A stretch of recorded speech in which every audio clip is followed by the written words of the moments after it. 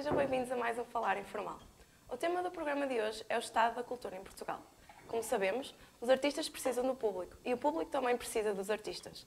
Nada consegue superar o valor e o calor da presença, mas o mundo das artes teve nos últimos 2 anos de se adaptar e arranjar novas formas de intervenção complementares que vieram para ficar. No entanto, não podemos esquecer o impacto negativo que a pandemia teve neste setor em crescimento. Em 2018, o Estado Cultural e Criativo Português conseguiu 5,3 mil milhões de euros, o que equivaleu a 3,6% de toda a riqueza gerada no nosso país. O que acontece quando os artistas e o público deixam de conseguir estar próximos? Para debater este tema, tenho hoje comigo, e agradeço desde já a presença, Agostinho Santos, Presidente da Associação dos Artistas de Gaia, Manuel dos Santos, Presidente da Associação Cultural e Musical de Avintes, e Luís Bittencourt, professor, músico e artista. Manuel, comece por si e queria-lhe perguntar qual a missão e o objetivo da Associação Cultural e Musical de Avintes. Boa tarde. A Associação Cultural e Musical de Avintes foi fundada a 8 de dezembro de 1842. Se lá chegarmos este ano, fará 179 anos. É uma das associações mais antigas de Gaia e seguramente a mais antiga de Avintes. A principal missão é o desenvolvimento e a divulgação da música, tendo, no entanto, depois isto dividido em várias valências. Música e Artes, a Academia de Música e Artes, a nossa banda musical, que é o Ex Libris da Associação.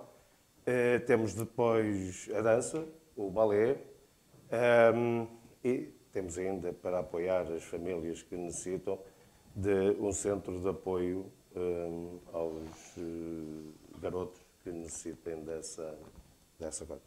Portanto, estamos cá, já contamos os 179 anos e, pelo menos, outros terão. E ainda irão contar muitos mais, esperamos que sim. Manuel, Agostinho, perdão, pedi-lhe agora que falasse também no sentido que o Manuel falou, mas da sua associação, qual é o objetivo e qual é a missão da Associação dos Artistas de Gaia? Bem, os Artistas de Gaia foram fundados, é uma associação, é uma instituição relativamente, já tem uns anos, mas não tem assim tanta idade como o da Avintes, mas foi fundada em 1985 com o objetivo de divulgar e defender a arte dos seus artistas. Como sabem, Vila Nova de Gaia é um município de artistas, já de outros séculos, já vem do Soares dos Reis, do Teixeira Lopes, até à contemporaneidade. Sempre tivemos os grandes artistas ou viveram ou nasceram aqui e portanto, justificava-se fazer uma cooperativa, não é associação, é cooperativa, Artistas de Gaia, e em 1975 um grupo de artistas fundou esta instituição, com o objetivo de divulgar a obra dos seus artistas, escultores, pintores, desenhadores e fotógrafos. E pronto, e nós cá continuamos, naturalmente que agora somos mais ambiciosos, temos outros objetivos, que é, como se sabe, a Bienal de Arte Internacional de Gaia, que é, neste momento, e digo isso com muito orgulho, foi fundada em 2015 e, apesar de ser ainda jovem, é a maior Bienal do país, quer em número de artistas, quer em número de exposições e quer em número de obras. Portanto, apesar de sermos dos mais jovens, já temos, julgo eu, maturidade suficiente para realizarmos a maior Bienal. Naturalmente que esta Bienal só resulta, isto só surge porque o município de Gaia, nomeadamente o professor Dr. Eduardo Vitória Rodrigues, presidente da Câmara, decidiu em 2015 apoiar-nos e, sobretudo, incentivar-nos, e é por isso que nós aqui estamos. E que também vão estar cá, de certeza, para mais tempo. Espero bem que sim. Luís, para nos falar um bocadinho sobre si, começava por lhe perguntar como é que surgiu o seu percurso e a sua carreira no mundo das artes. Bom, olha, para já, boa tarde e obrigado pelo convite, por estar aqui conversando com vocês todos. O meu percurso iniciou de forma praticamente autodidata, não é? Fui estudar guitarra desde muito cedo, desde criança, e depois fui ingressar no bacharelado em percussão no Brasil. Concluí meu bacharelado em percussão, depois vim para cá, para Portugal, para fazer um mestrado em performance musical. Concluí meu mestrado nessa área da performance musical, depois passei a ingressar num doutoramento, tudo isso na Universidade de Aveiro, né? Concluí lá o meu doutoramento e hoje trabalho lá na instituição como investigador de um projeto chamado Experimus, que é o acrônimo de Experimentação em Música na Cultura Portuguesa. E basicamente o meu percurso passou de ser autodidata, digamos, para um percurso mais integrado à universidade, à pesquisa e à experimentação. E eu procuro sempre fazer no meu trabalho como artista e como investigador, fazer com que essas duas áreas, a academia e a produção artística, se retroalimentem. Não é? Tudo que eu faço dentro da universidade, em termos de reflexão e de produção artística, eu levo para fora da universidade, apresento, levo os concertos para as comunidades e tento também fazer com que essa experiência fora da universidade volte comigo para dentro da pesquisa renovada. Não é? Essas áreas acabam sempre por se retroalimentar e se renovar. Exato. Manuel, perguntava-lhe agora qual o impacto que a pandemia e que o Covid-19 e todas as suas vertentes tiveram na sua associação? Bom, paralelamente a todas as outras atividades, nós também sofremos e muito com a pandemia. Tivemos que estar encerrados, todos os serviços tiveram parados. A única coisa que aproveitamos, enfim, isto às vezes há coisas que, podemos dizer, nem tudo é mau, foi que aproveitamos esta oportunidade para a remodelação e manutenção das instalações que estavam a necessitar. Portanto, nesse aspecto, tivemos oportunidade, porque estava tudo parado, e foi uma boa oportunidade para tratarmos da manutenção e da remodelação. No resto foi muito mal, porque tivemos parados por completo. Há que saber encontrar uma coisa positiva no meio de tanta negativa. Sim, pois, nós tivemos, não é? senão a desgraça é ainda maior. Agostinho, perguntava-lhe também qual o impacto da pandemia na sua cooperativa. Ora bem, connosco a situação é um bocadinho diferente, porque a nossa instituição e a Bienal que nós organizamos é uma Bienal diferente das outras. É uma Bienal que se preocupa é uma Bienal de intervenção social, que se preocupa com os temas que preocupam a nossa sociedade. As questões ambientais, a questão da violência, as injustiças, as desigualdades entre o homem e a mulher, o muito rico e a pessoa que necessita muito. Portanto, as desigualdades são sempre coisas que nos preocupam e nós, como entidade organizadora da Bienal, desafiamos os nossos artistas a abordar essa questão. Portanto, temas que nos preocupam. Ora, a doença, a pandemia, é uma das coisas que preocupa a nossa sociedade. E, portanto, nós arregaçamos as mangas, não nos deixamos assustar, apesar de somos homens e mulheres e, naturalmente, também nos assustavam os números, mas nós desafiamos os nossos artistas, mandamos as redes sociais, fomos às redes sociais e abrimos um concurso internacional aberto a todos os artistas para abordarem, a nível da pintura, do desenho, da fotografia, da escultura, o tema da pandemia. Portanto, nós desafiamos os artistas de todo o mundo a criarem, a fazerem obras sobre esse tema. E, portanto, fizemos uma seleção, concorreram 200 e tal artistas de diversas origens, e nacionalidades, naturalmente, e, portanto, depois selecionamos e os melhores integraram uma exposição na Bienal de 2021. Isto é, o nosso grande objetivo era que os artistas não se deixassem afogar, entre aspas, nas mágoas da pandemia que estávamos a viver. Claro, as pessoas não iam aos ateliês, as galerias estavam fechadas, os museus encerrados. Portanto, a única forma que nós vimos foi lançar um concurso um concurso artístico na comunidade artística para despertar e incentivar os artistas, que não ia ser uma pandemia, não ia ser o coronavírus que ia deixar de fazer com que os artistas trabalhassem. Portanto, nesse aspecto, nesse ponto de vista, a pandemia fez com que nós surgíssemos e desafiássemos com os novos assuntos, novos temas. Do ponto de vista pessoal, como artista, eu posso dizer que, de facto, para mim foi um sossego, porque não me lembrava, na minha vida, de deixar de ter os compromissos que habitualmente tinha. E isso obrigou-me, a pandemia desocupou-me desses compromissos todos.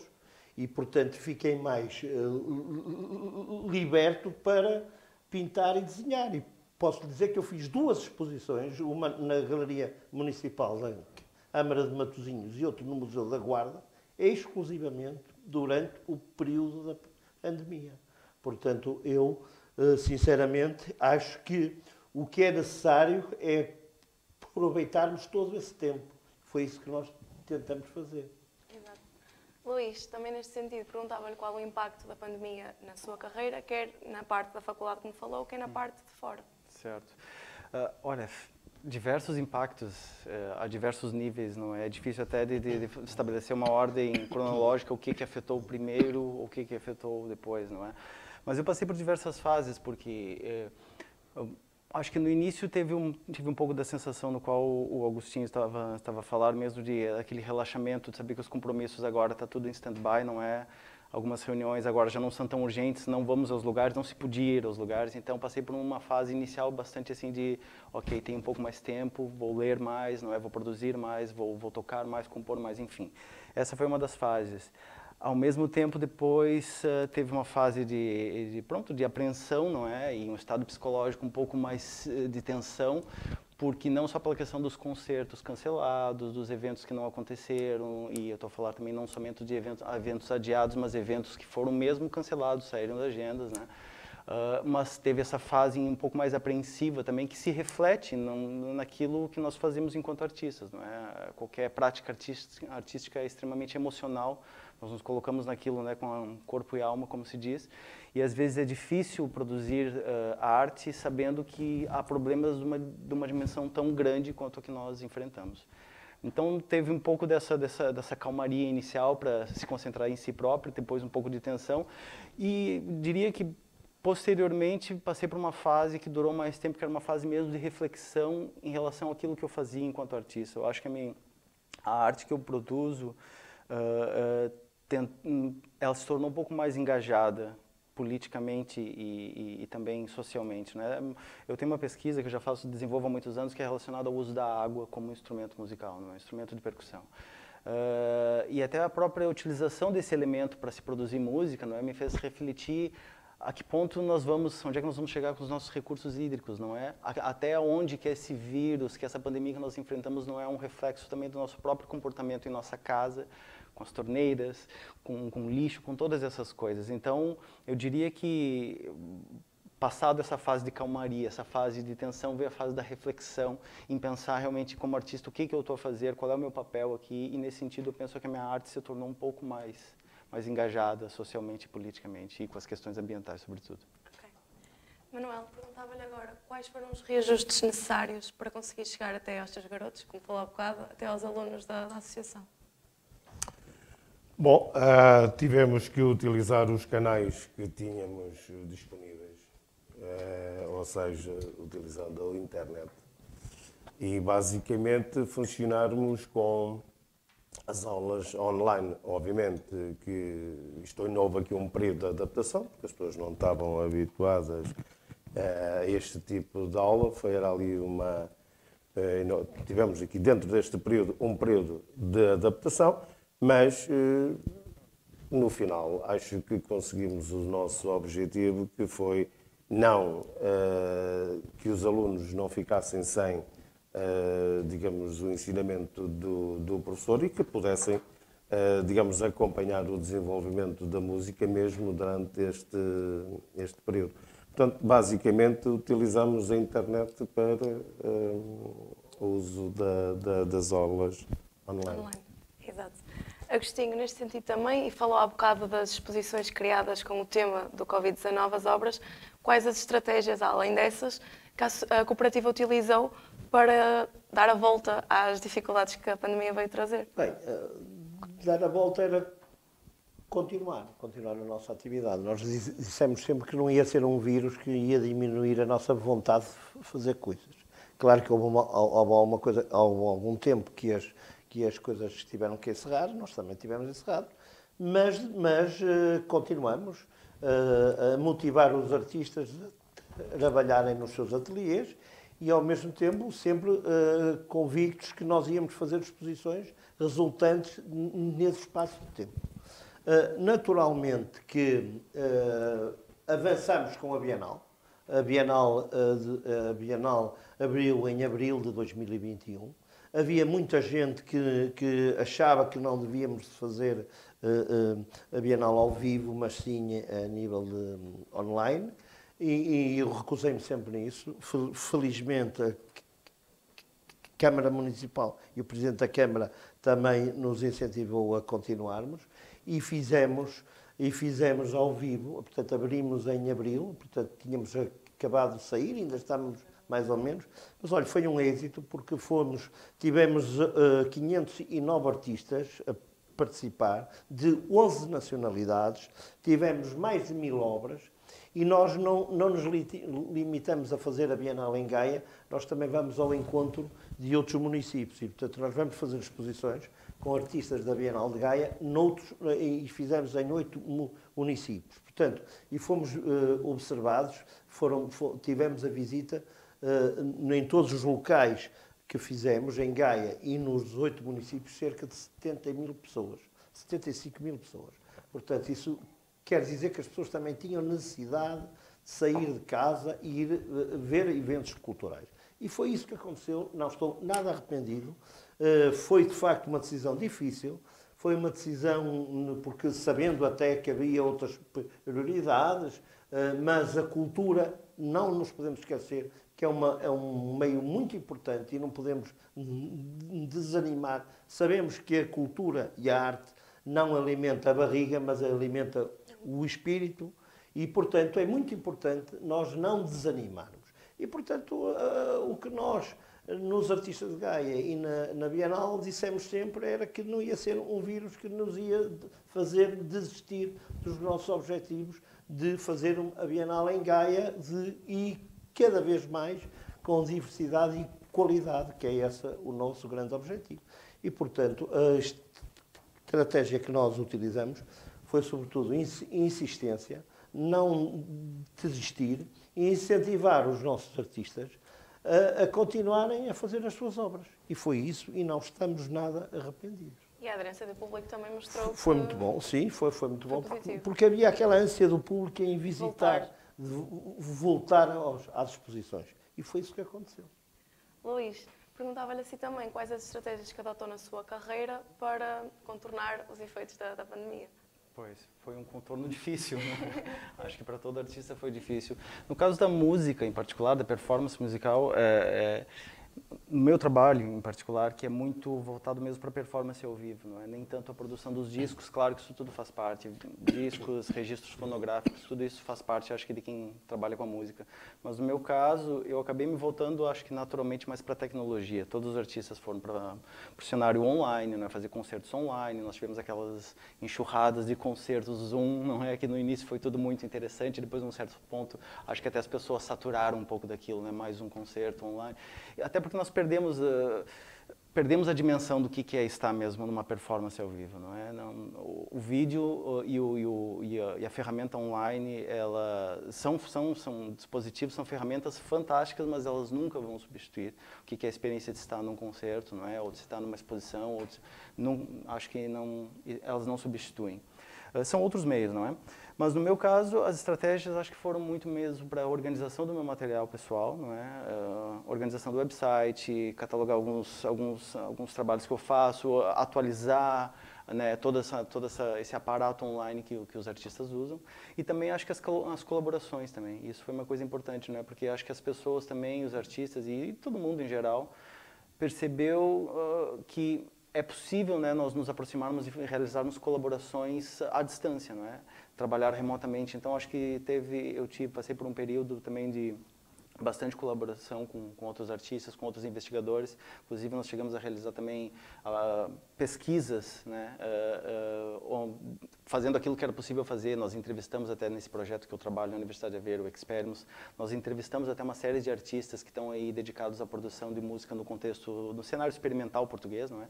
Que são entidades bastante frágeis, né, em termos de financiamento e tudo. Nós fizemos entrevistas com eles, debatemos como é que era passar por esse período de pandemia no qual eles estavam com todos esses cancelamentos, né? Se para uma instituição que é financiada pelo Estado já é difícil, para eles ainda, que estão, digamos, quase ali à margem, né, do setor cultural, foi mais difícil. Então, isso foi uma espécie de colaboração que eu fiz com os outros investigadores e resultou bastante bem. E também, acho que não podemos esquecer da parte psicológica, não é? Tentar, de forma estratégica mesmo, reservar tempo para si próprio, né? Para ler, para refletir, para estar com as pessoas naquilo que era possível fazer, seja de forma remota, conversar, não é? Todas essas coisas acho que podem ser consideradas estratégias para o bem-estar pessoal e para a produção não parar, não é? Exato, e o bem-estar pessoal sempre ajuda também à produção musical a estar no máximo. Sem dúvida, sim. Exato. Manuel, agora numa perspectiva da sua associação e também uma perspectiva pessoal, considera que as medidas criadas pelo Ministério da Cultura foram eficientes e estão a ser eficientes os apoios, e também noutra nota, o que considera que falhou ou que poderia estar melhor? Bom, eu só tenho conhecimento de um apoio que foi denominado Garantir a Cultura, em que, e por isso fizemos um concerto e fomos apoiados. Não tenho conhecimento de mais nada, o que eu acho que foi muito pouco. Aliás, é o problema da cultura em Portugal, portanto, e se já estava mal, com a ajuda da pandemia, quer dizer, isto ainda piorou. Portanto, o que eu tenho conhecimento é que foi esse apoio que existiu, que aproveitamos, mas que acho que foi mesmo muito pouco, não é? O que falhou, sinceramente não sei, mas aquilo que eu posso dizer é que foi um pouco à semelhança do apoio que fora da pandemia a cultura já tem em Portugal. Se já era pouco apoiado, e numa altura destas ainda mais veio ao de cima a falta de apoio.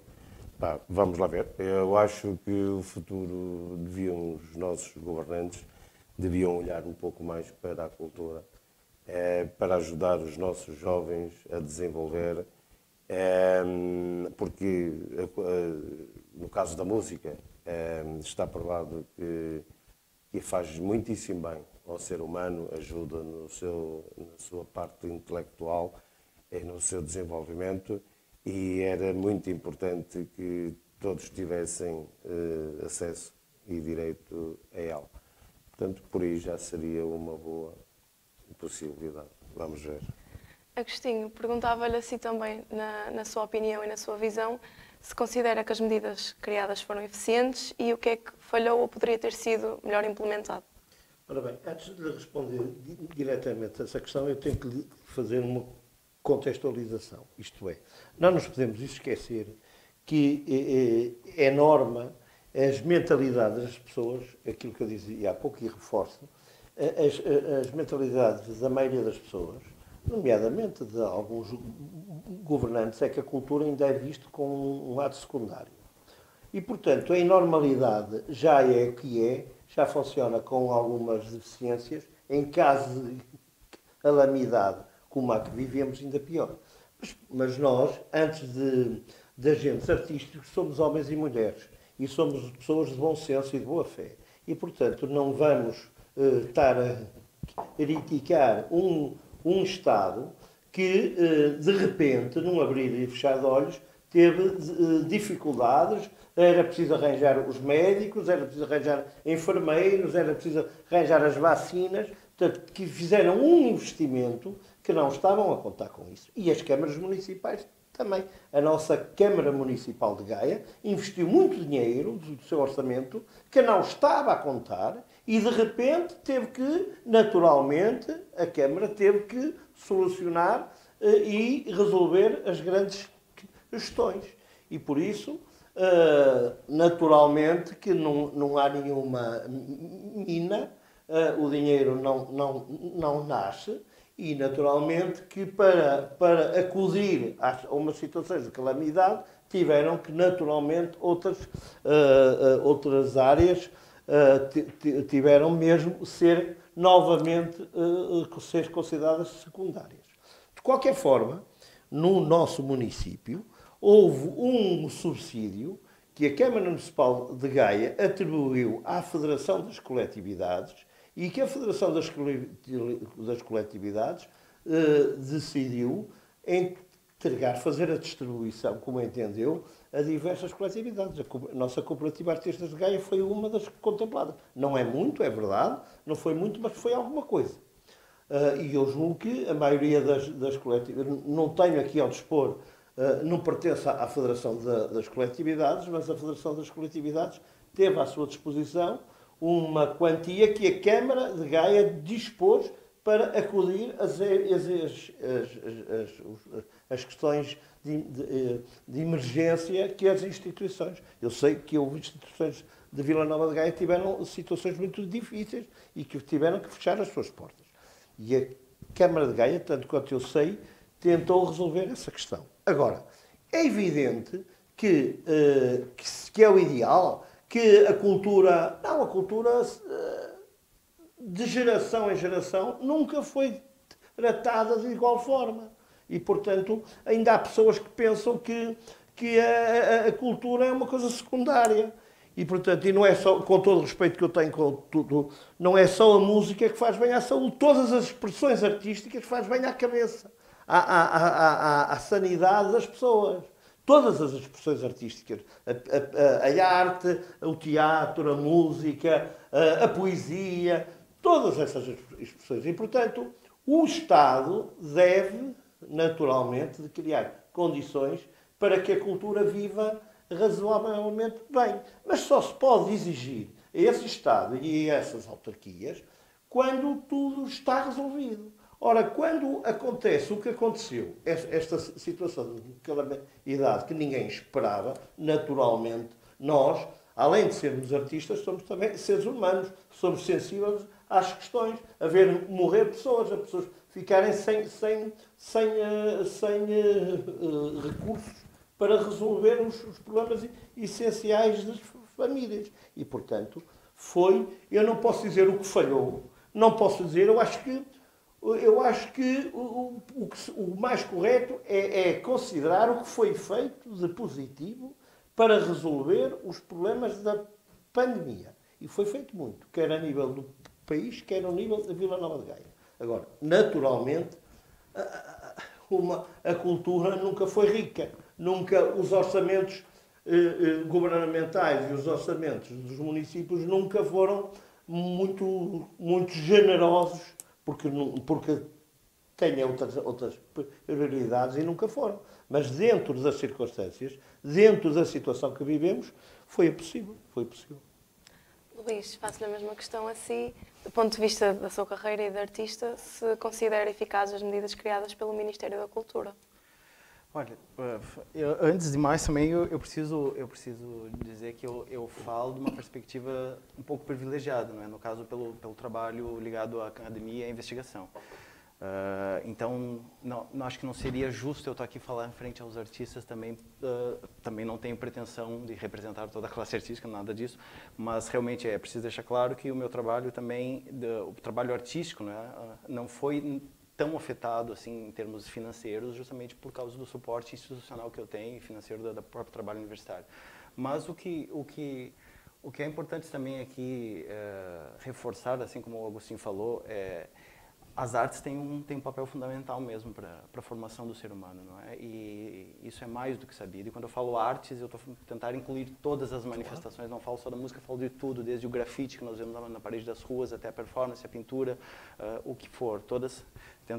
estou a tentar ser o mais inclusivo possível, não é? Quando falo artes.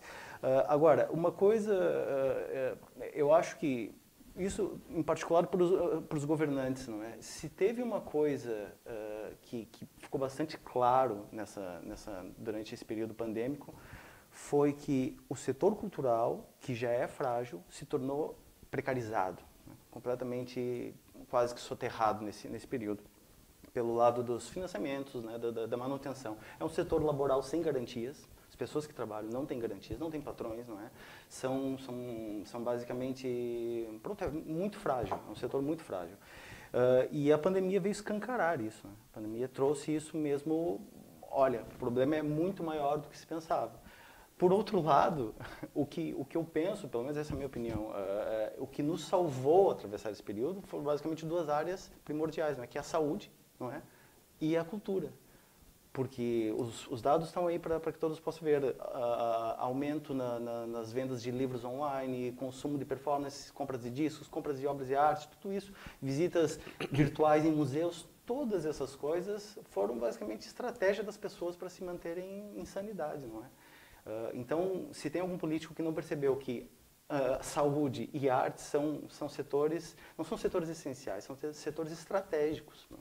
Isso é muito importante reforçar, até porque, por exemplo, em Portugal, uma notícia que eu vi no caminho para cá, Portugal até mais ou menos meados de 2020 investia 0,6% do PIB, Produto Interno Bruto, no setor cultural, não é? O que faz com que seja um dos países mais à margem, né, de investir em cultura. Isso é muito grave porque eu penso que as medidas que foram adotadas para atenuar os efeitos da pandemia, eu não diria que elas são más nem são boas, elas foram o esperado, mais ou menos o esperado, foram razoáveis. Era o que era possível fazer, não sei se era o que era possível fazer, porque não estou na posição dos governantes, mas era o que mais ou menos a classe artística esperava, penso eu. Tiveram alguns apoios, não é? Algumas chamadas para financiamento, tudo isso, mas há muito mais artistas do que aqueles que foram contemplados. Há muito mais gente, e também não podemos esquecer do setor dos trabalhadores que fazem, digamos assim, a máquina cultural acontecer. Por exemplo, as pessoas que trabalham em iluminação, as pessoas que trabalham operando som para os concertos, as pessoas que estão na porta dos concertos ou que estão na porta das exposições, dos museus. Todas essas pessoas também são importantíssimas para o setor, não são só os artistas, não é? Fazem parte digamos, do pacote do setor cultural. E essas pessoas, eu experienciei e tive contato com pessoas que estavam mesmo sofrendo dificuldades extremas de sobrevivência nesse período, não é? Teve diversas ações para tentar conseguir alimentos para essas famílias, dos técnicos de som, dos técnicos de luzes. Então, isso é muito grave. Eu acho que as medidas foram razoáveis. Agora, o que poderia ser melhor? O que poderia ser melhor é que não se deve esperar passar por um constrangimento dessa dimensão para perceber que o setor é frágil. O setor já tem que estar reforçado, é quase como se faz na medicina preventiva, não vamos esperar o problema, vamos nos prevenir antes que as doenças cheguem, naquilo que é possível, é claro. E nesse sentido, o setor cultural poderia ser muito mais fortalecido. Agora estamos em época de discussão do novo Estatuto dos Artistas, novas tributações, novos impactos de orçamentos. Mas seria um tanto melhor se nós chegássemos nesse período que nós atravessamos com a cultura muito fortalecida. E não deixássemos ela chegar a tal ponto mesmo uma precarização quase que total, não é? E eu acho que isso é um ponto bastante importante, não esperarmos que o problema chegue simplesmente para refletir o que nós vamos fazer. E como eu disse, volto a repetir, não é? A cultura é tratada em muitos países, sobretudo os nórdicos ou Canadá, como um setor estratégico. A cultura não deve ser um setor essencial, ela é mesmo estratégica, ela é importante não só para questões econômicas, também não vou falar aqui de áreas no qual não me compete, mas eu digo cultura em um termo mais amplo da palavra, não é? E arte como uma componente essencial para a formação humana. É disso que eu estou a falar. Exato, a cultura e a arte ajudaram-nos na pandemia, penso que falo por a maioria das pessoas, a manter-nos sãos e a sentirmos menos sozinhos. Eu acho que muita gente que morava sozinha, idosos, tinham, se calhar, na televisão, na rádio, a sua companhia, e isso é de muito valor e penso que será sempre assim. Sim, sim. Quero agradecer novamente aos nossos 3 convidados pela sua presença no nosso programa e por nos ajudar a debater este tema que é tão importante. Quanto a si, despeço-me por hoje e voltamos na próxima semana para mais um Falar Informal. Obrigada.